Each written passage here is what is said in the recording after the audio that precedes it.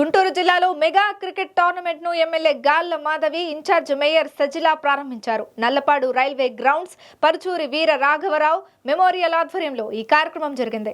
5 రోజుల పాటు జరిగే ఈ టోర్నమెంట్ కు దాదాపు 70 టీంలు పాల్గొనబోతున్నాయని మాధవి తెలిపింది. యువత క్రీడా పోటీలలో ఉత్సాహంగా పాల్గొనాలని పిలుపునిచ్చింది. నమస్కారం అండి. ఈరోజు సంజీవరావు గారి నాన్నగారైన పర్చూరి వీరరాఘవులు గారి మెమోరియల్గా క్రికెట్ ఆటని ప్రారంభించడం జరిగింది. జిల్లా వ్యాప్తంగా అన్ని టీమ్స్తో ఈరోజు ఈ యొక్క క్రికెట్ ఆటని ప్రారంభించుకోవడం జరిగింది.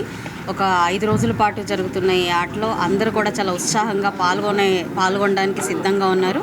దాదాపుగా 70 టీంలు ఇందులో పాల్గొని ఈ ఆటలో ఔత్సాహికులు అందరూ ఈ పెద్ద కప్పుని విన్ అవ్వడం కోసం ఎదురు చూస్తూ ఉన్నారు. అయితే ఈరోజు యువత ఏ పని లేకుండా ఎటుపోతుందో తెలియకుండా గత 5 ఏళ్లుగా నిర్వీర్యం అయిపోయిన పరిస్థితి మనకు కనపడుతూ ఉంది. మాదక ద్రవ్యాలకి లేదంటే పని పాట లేని పరిస్థితుల్లోకి ఈరోజు యువత మనం చూస్తూ ఉన్నాము. చాలా బాధాకరమైన విషయము. అలాంటి యువతని ఒక స్ట్రీమ్ లైన్ చేయడానికి ఆటలు అనేవి చాలా ఉపయోగపడతాయి.